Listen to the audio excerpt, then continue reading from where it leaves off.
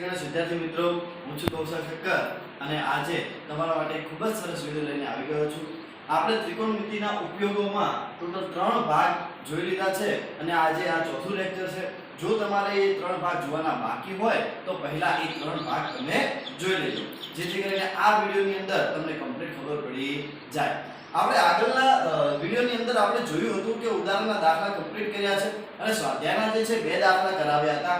આજે આપણે ત્રીજા દાખલાની શરૂઆત કરીએ છીએ. દાખલા નંબર 3 છે. એક ઠેકેદાર બાળકોને રમવા માટે બગીચામાં બે લપસણી લગાવવાની ઈચ્છા છે એને. બરાબર? તો આ માટે તે 5 વર્ષથી ઓછી ઉંમરના જે બાળકો છે, નાના બાળકો, એમના માટે જે લપસણીનો છેડો ઉપરનો છેડો હોય છે એ છેડો રાખે છે 1.5 મીટરનો રાખે છે, એટલે નાનો રાખે છે. અને જમીન સાથે જે ખૂણો બને છે એ ખૂણો બને છે 30 અંશનો બને છે અને બનાવે તેવી અને તેનાથી વધારે ઉંમર હોય, પેલા 5 વર્ષથી ઓછી ઉંમરના બાળકો માટે જો વાત કરીએ તો એને કેટલું લેવાનું છે? 1.5 મીટર ઊંચાઈ છે. ખૂણો ઉચ્છેદ કોણનું માપ કેટલું આવે છે? 30 અંશ આવે છે. તો પહેલા આપણે એ દોરી દઈએ અહીંયા. ધારો કે આ જે છે ઊંચાઈ આપી છે 1.5 મીટર. આ લપસણી હોય અને આ જે ખૂણો છે એ ખૂણો કેટલા અંશનો આપ્યો છે? આપણને 30 અંશનો આપેલો છે. નામ આપી દઈએ વિદ્યાર્થી મિત્રો અહીંયા A B C. બરાબર? બીજી વાત કરીએ તો અહીંયા આપણને કહે છે અને તેનાથી વધારે, એટલે કે 5 વર્ષથી વધારે ઉંમરના બાળકો છે તો તેના માટે 3 મીટરની ઊંચાઈ વાળો, અહીંયા નાની છે એટલે 1.5 મીટર છે. 5 વર્ષથી મોટા છે તો કેટલું લેવાનું છે? 3 મીટરની ઊંચાઈ થી સીધો ઢાળ હોય તથા જમીન સાથે જે ઉચ્છેદ કોણનું માપ બનાવે છે કેટલા અંશનું? 60 અંશનો ખૂણો બનાવે છે. કારણ કે એક વસ્તુ અહીંયા જે ઉચ્છેદ કોણ છે કેમ આપણે લઈએ છીએ? કારણ કે આપણે સીડી ઉપર નીચેથી ઉપર ચડવાના છે. નીચેથી ઉપર સીડી ઉપર પગથિયામાં ચડીશું એટલે આપણે ઉચ્છેદ કોણનું માપ લઈશું. તો વિદ્યાર્થી મિત્રો અહીંયા 60 અંશનો ખૂણો બને છે તેવી લપસણીઓ પસંદ કરે છે. તો બંને લપસણી, આ લપસણી છે હવે બીજી અહીંયા દોરું છું, એ બંને લપસણી જે લંબાઈ છે એ લંબાઈ આપણે શોધવાની છે. તો આ જે કર્ણ હોય ને એને આપણે લપસણી કહીશું. તો આ લપસણી એટલે કે કર્ણની લંબાઈ તમારે શોધવાની છે. આ જે છે કેટલા છે? 5 વર્ષથી નાના બાળકો માટે. અહીંયા જે દોરીશ 5 વર્ષથી મોટા બાળકો. તો 5 વર્ષથી જે મોટા બાળકો છે એમના માટે 3 મીટર ઊંચાઈ વાળું છે અને જે ઉચ્છેદ કોણનું માપ છે એ અંશ આપ્યું છે 60 અંશ. અહીંયા આપણે જોઈ શકો છો 3 મીટરની ઊંચાઈ સીધો ઢાળ હોય તથા જમીન સાથે કેટલા અંશનો? 60 અંશનો ખૂણો બનાવે છે. તો આ બીજી લપસણી છે. તો બંને લપસણીની ઊંચાઈ એટલે કે કર્ણની લંબાઈ આપણે શોધવાની છે. અહીંયા નામ આપી દઈએ x y z. હવે જો આની વાત કરીએ આપણે તો આ એની કઈ 30 અંશ છે. આ 30 અંશની આ કઈ થશે? સામેની બાજુ થશે અને આ આપણે શોધવાનું શું છે? કર્ણ. તો સામેની બાજુ ભાગ્યા કર્ણ, સાક, એટલે આપણે શું લઈએ છે? sin θ લઈએ છે. તો અહીંયા આપણે લઈશું વિદ્યાર્થી મિત્રો કે અમારે લખવાનું છે ત્રિકોણ ABC માં ખૂણો B કાટખૂણો છે, ખૂણો C 30 અંશનો છે અને ત્યાં આપણે tan આપીએ છીએ તો tan 30 અંશ બરાબર. ચલો સામેની બાજુ કઈ આવશે? સોરી, tan નથી લેવાનું, sin લેવાનું છે. sin 30 અંશ, કારણ કે સામેની બાજુ ભાગ્યા કર્ણ, આપણે કર્ણ શોધવાનું છે. તો આ રીતે કે સામેની બાજુ અને આપણે શું શોધવાનું છે? કર્ણ. તો sin 30 બરાબર AB, સામેની બાજુ કઈ છે? AB ભાગ્યા કર્ણ કયો છે? AC. sin 30 તો એની કિંમત કેટલા વિદ્યાર્થી મિત્રો? 1/2 આવશે. AB ની કિંમત છે 1.5 અને AC જે છે એ આપણે શોધવાના છે. હવે AC અહીંયા જશે અને 2 ઉપર ગુણાશે તો AC બરાબર કેટલું આવશે? 1.5 ગુણ્યા 2. બરાબર? 1.5 ગુણ્યા 2 એટલે 15 દુ 30 ને 1 પોઈન્ટ કાપો એટલે કેટલું આવશે વિદ્યાર્થી મિત્રો? 3 મીટર. તો આ સીડીની લંબાઈ અહીંયા કેટલી મળી જાય છે? આપણને 3 મીટર મળી જાય છે. બીજી જો સીડી શોધવી છે, આપણે આ લંબાઈ શોધવી છે x છે. તો અહીંયા જો 60 નો ખૂણો છે એની સામેની બાજુથી આપણે શોધવાનું છે કર્ણ. તો આમાં પણ શું આવશે? sin જ આવશે. સામેની બાજુ ભાગ્યા કર્ણ. તો વિદ્યાર્થી મિત્રો અહીંયા જોઈ શકાય છે આપણે કે અહીંયા લઈશું આપણે sin 60 અંશ બરાબર સામેની બાજુ કઈ છે xy અને કર્ણ કયો છે xz sin 60 ની કિંમત આવે છે √3/2 xy ની કિંમત અહીંયા તમને આપેલી છે 3 મીટર અને xz જે છે એ તમારે શોધવાનું છે હવે આ xz ઉપર જશે અહીંયા 3 દુ 6 થઈ જશે અને √3 જે છે એ ક્યાં આવી જશે નીચે આવી જશે પરંતુ વિદ્યાર્થી મિત્રો √3 જે છે એ નીચે છેદમાં હોવો જોઈએ નહીં કારણ કે અસમય છે તો આપણે એનું સમીકરણ કરવા માટે √3 વડે ઉપર નીચે ગુણી દઈશું √3 ગુણ્યા √3 એટલે કેટલા થશે 3 થશે તો અહીંયા આપણે ઉડાડી શકો 3 દુ 6 તો અહીંયા જવાબ કેટલો આવશે વિદ્યાર્થી મિત્રો 2/3 મીટર આ આપણને xz નું માપ મળી જાય છે 2/3 મીટર તો વિદ્યાર્થી મિત્રો એકદમ સરળ દાખલો હતો આમાં સામેની બાજુ આપેલું હતું કર્ણ શોધવાનો હતો સેમ આમાં પણ એક છે લંબચોરસની લંબાઈ એટલે કે કર્ણ શોધવાનો હતો એટલે આપણે લઈએ છીએ sin θ આ તો દાખલા નંબર 10 દાખલા નંબર જો 4 જોઈએ આપણે કે ટાવરના પાયાથી 30 મીટર દૂર રહેલા એક જમીન પરના એક બિંદુથી ટાવરની ટોચના ઉચ્છેદ કોણનું માપ એટલે ટાવર છે એનાથી આપણે 30 મીટર દૂર ઊભા છીએ ત્યાંથી આપણે ઉપર જોઈએ છે અને જે ખૂણો આવે છે એનું માપ પણ કેટલું આવે છે 30 અંશ આપેલું છે તો આપણને શું કીધું છે કે ટાવરની ઊંચાઈ શોધો તો અહીંયા જોઈ શકાય કે ધારો કે આ ટાવર છે AB ટાવર છે અહીંયા B કાટખૂણો છે હવે 30 મીટર તમે અહીંયા દૂર ઊભા છો B થી C નું માપ 30 મીટર એટલે અહીંયા ટાવરથી તમે 30 મીટર દૂર ઊભા છો ખૂણો કેટલાનો આપ્યો છે ઉચ્છેદ કોણ 30 અંશનો આપ્યો છે ઉપર જોવો છો તો 30 અંશનો ખૂણો થાય છે ટાવરની ઊંચાઈ AB શોધવાની છે તો વિદ્યાર્થી મિત્રો અહીંયા જુઓ તમે આ એની કઈ થશે સામેની બાજુ જે આપણે શોધવાની છે આ કઈ આપેલી છે પાછળની બાજુ તો સામેની બાજુ ભાગ્યા પાછળની બાજુ એટલે શું આવશે વિદ્યાર્થી મિત્રો tan આવશે તો અહીંયા આપણે લઈ શકાય tan 30 અંશ બરાબર ચલો સામેની બાજુ કઈ આવે છે AB ભાગ્યા પાછળની બાજુ કઈ આવે છે BC tan 30 ની કિંમત 1/√3 એટલે 1/√3 AB ની કિંમત આપણે શોધવાની છે BC અહીંયા આપણને આપેલું છે કેટલા મીટર દૂર ઊભા હતા આપણે તો કે 30 મીટર ટાવર થી દૂર ઊભા છીએ 30 છે એ ઉપર ગુણાઈ જશે એટલે આવશે 30 ભાગ્યા √3 બરાબર AB હવે જો આ √3 છે જે મામા કર્યું તે રીતે √3 ઉપર હોવા જોઈએ નહીં તો અહીંયા આપણે શું કરશું √3 વડે ઉપર નીચે ગુણી દઈશું તો √3 ગુણ્યા √3 એટલે કેટલા થશે 3 થઈ જશે ને તો અહીંયા 3 30 એટલે આપણો અહીંયા જવાબ AB બરાબર કેટલું આવે છે જો વિદ્યાર્થી મિત્રો 10√3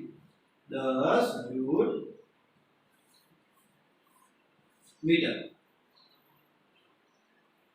તો ટાવરની લંબાઈ તમને મળી જાય છે 10√3 મીટર એકદમ સરળ દાખલો હતો સામેની બાજુ શોધવાની હતી પાછળની બાજુ આપેલી હતી તો આપણે tan 30 ની મદદથી આના દાખલો જે છે તમે cot ની મદદથી પણ શોધી શકો છો બરાબર કારણ કે cot એટલે શું થશે પાછળની બાજુ ભાગ્યા સામેની બાજુ તો cot 30 ની મદદથી પણ તમે આ દાખલો શોધી જવાબ લાવી શકો છો તો વિદ્યાર્થી મિત્રો આપણે આ દાખલા નંબર 5 જોઈએ દાખલા નંબર 5 જોઈએ એક પતંગ જમીનથી 60 મીટરની ઊંચાઈ પર ઉડી રહ્યો છે એક પતંગ જે છે એ આપણાથી 60 મીટર ઊંચાઈ ઉડે છે અને આ પતંગની જે દોરી છે એનો એક છેડો ક્ષણભર માટે આપણે માની લઈએ કે જમીન પરના એક બિંદુ સાથે બાંધેલો છે કોઈ આપણે ખીલી સાથે બાંધી શકો અથવા કોઈ પણ જગ્યાએ બાંધેલ છે આ સ્થિતિમાં દોરીનો જમીન સાથેનો જે ખૂણો બને છે એ ખૂણો બને છે 60 અંશનો ખૂણો બને છે અને આ દોરીની અંદર કોઈ જ ઢીલ નથી એટલે એકદમ સ્થિર છે દોરી એવું માની લેવામાં આવે તો આપણને કહે છે દોરીની લંબાઈ શોધો તો વિદ્યાર્થી મિત્રો એક પતંગની દોરી છે પતંગની દોરી ક્યાંક બાંધેલી છે પતંગ ઉપર ચકી રહે છે એકદમ સ્થિર છે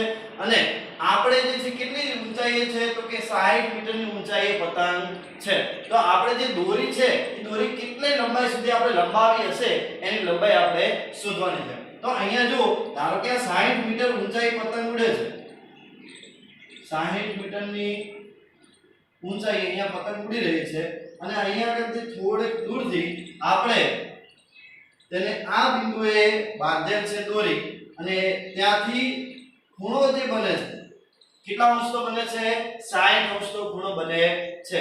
તો આપણને કહે છે કે તમારે આ દોરીની લંબાઈ શોધવાની છે. જો નામ આપી દઈએ a b c તો અહીંયા AC ની લંબાઈ કર્ણની લંબાઈ તમારે શોધવાની રહેશે. અહીંયા જો આપણે આપી દઈએ છે આ કાટખૂણો છે આ 60 અંશનો છે. સામેની બાજુ કઈ છે વિદ્યાર્થી મિત્રો AB અને કર્ણ કયો છે AC. તો આપણે AC શોધવાનું છે સામેની બાજુ ભાગ્યા કર્ણ. તો આપણે શું લઈએ છીએ sin લઈએ છીએ. તો અહીંયા લઈ લઈશું sin 60 અંશ બરાબર સામેની બાજુ એટલે આવશે AB ભાગ્યા કર્ણ એટલે કયું આવશે AC. sin 60 ની કિંમત આવે છે √3/2. AB ની કિંમત આપણને આપેલી છે 60 મીટર. AC જે છે આપણે શોધવાના છે.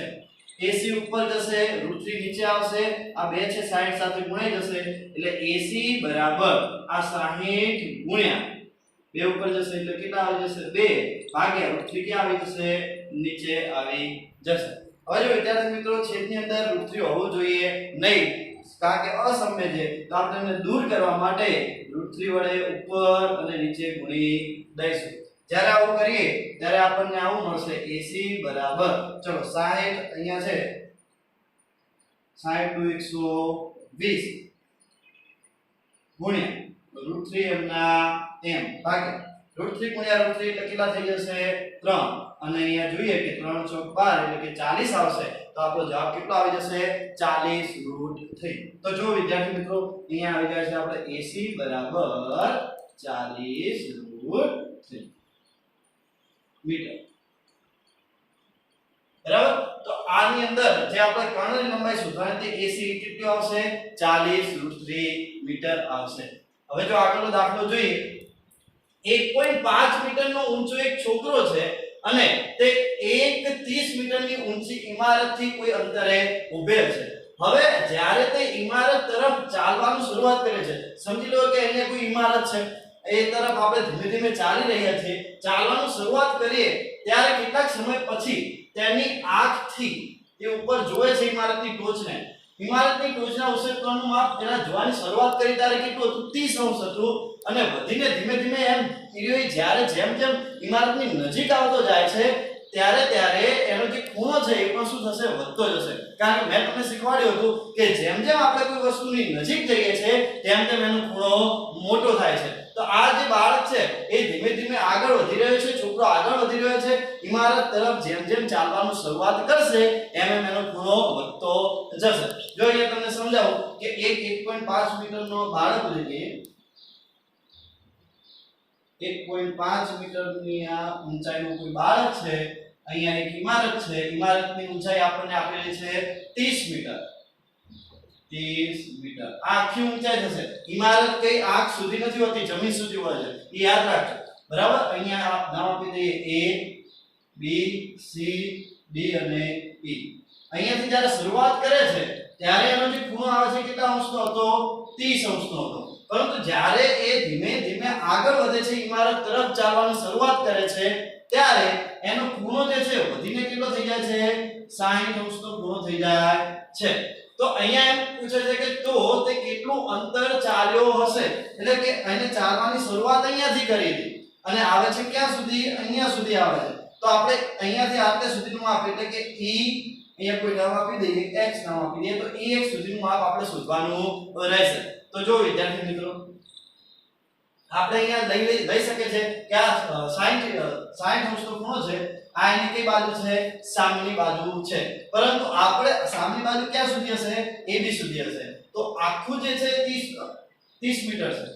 આખું માપ કેટલું છે 30 મીટર છે. એમાં આખું માપ 1.5 જો બાદ કરી દઈએ તો 30 માંથી 1.5 જતા રહેશે તો કેટલા વધશે 28.5. તો અહીંયા લખી દેવાનું પહેલા કે AB બરાબર 30 માઈનસ 1.5 તો કેટલું આવી જશે 28.5. તો આ AB નું જે માપ છે એ કેટલું આવી જશે 28.5. કારણ કે આ જે 30 મીટર જે છે એ કેટલું માપ છે AC નું માપ છે. AC બરાબર 30 છે. આખું માપ 30 છે બરાબર. એમાંથી 1.5 બાદ કરશો તો AB તમને અહીંયા મળી જશે 28.5. હવે જો અહીંયા ખૂણો જો આપણે લઈએ તો આ એની સામેની બાજુ એટલે AB 28.5 તમને આપેલી છે પાછળની બાજુ તમારે શોધવાની છે. તો સામેની બાજુ ભાગ્યા પાછળની બાજુ તો શું આવે tan આવશે તો અહીંયા લખી શકાય આપણે કે tan 60° બરાબર સામેની બાજુ કઈ છે વિદ્યાર્થી મિત્રો AB પાછળની બાજુ કઈ છે BX tan 60 ની કિંમત √3 આવશે AB ની કિંમત કેટલી છે 28.5 અને bx જે છે જે આપણે શોધવાના છે તો bx જે છે એ m ના m તો આ bx ઉપર જશે √3 નીચે આવતા રહેશે તો bx બરાબર 28.5 ભાગ્યા √3 તમે જોઈ શકો છો કે અહીંયા તમને bx નું માપ મળે છે 28.5 ભાગ્યા √3 હવે જો આગળ જોઈએ અહીંયા તો આપણે બીજો ખૂણો કયો આપેલો છે 30° નો ખૂણો છે તો એની સામેની બાજુ તો કઈ આવશે AB જ આવવાની છે પરંતુ પાછળની બાજુ કઈ થશે BE થશે પાછળની બાજુ કઈ થશે BE થશે તો આમાં પણ સામેની બાજુ આપેલી છે પાછળની બાજુ આપણે શોધવાની છે તો હવે અહીંયા લઈએ છે tan 30° બરાબર સામેની બાજુ AB ભાગ્યા પાછળની બાજુ BE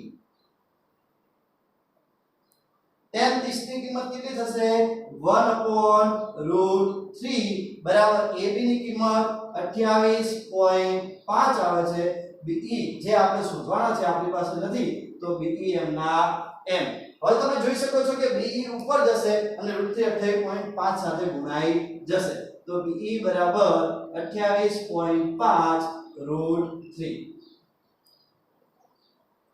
હવે એક વસ્તુ સમજો BE નું માપ આટલું છે એમાંથી તમે જો આ BX બાદ કરી દો આપણે શોધવાનું કેટલું છે એ સમજો EX શોધવાનું છે ફક્ત આટલું જ માપ શોધવાનું છે તો આખા BE માંથી હું આટલું નાનું બાદ કરી દઉં તો મને મળી જાય EX મળી જશે તો એનો મતલબ શું થયો BE માંથી BX બાદ કરું તો મને EX મળી જાય તો અહીંયા લખું છું કે EX બરાબર આટલું EX બરાબર શું થશે BE BX BE BX ચલો BE નું માપ કેટલું આવે છે 28.5 √3 માઈનસ BX કેટલા આવ્યા હતા 28.5 ભાગ્યા √3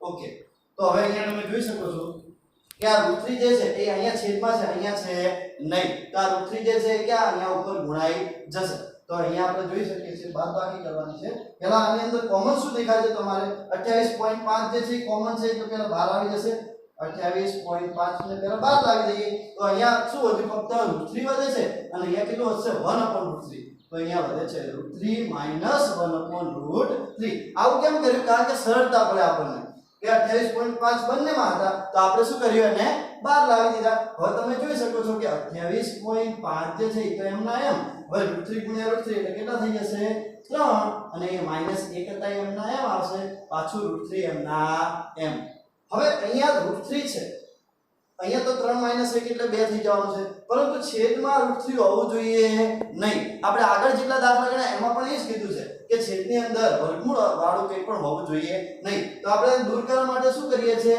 √3 વડે ઉપર અને નીચે એને ગુણી દઈશું બરાબર તો અહીંયા આપણે જોઈ શકીએ કે 28.5 અહીંયા તો કેટલું આવી જશે 3 - 1 એટલે 2 અને અહીંયા તો કેટલું આવશે 3 આવી જશે અને ઉપરનું √3 છે એના એમ આવશે બરાબર તો વિદ્યાર્થી મિત્રો હવે તમે આને ઉડાડશો તો કેટલા આવશે આ તમે ચેક કરી શકો છો અને આનો જવાબ જે છે એ તમારે મને કોમેન્ટ બોક્સમાં લખીને જણાવવાનો રહેશે ફક્ત તમારે હવે ગણતરી કરવાની બાકી રહી છે બરાબર દાખલો કમ્પ્લીટ થઈ ગયો છે તમારે આ જે BX EX નું માપ જે છે એ શોધવાનું બાકી છે તો તમારે શું કરવાનું છે 28.5 ભાગ્યા 3 કરવાના છે એને જે છે ગુણ્યા 2 કરવાના છે અને √3 જે છે એમના એમ રાખવાના છે તો વિદ્યાર્થી મિત્રો આજે આપણે જે દાખલા જોયા છે એની પ્રેક્ટિસ કરતા રહેજો કાલે વધુ આપણે દાખલા જોઈશું બરાબર વિદ્યાર્થી મિત્રો જય શ્રી કૃષ્ણ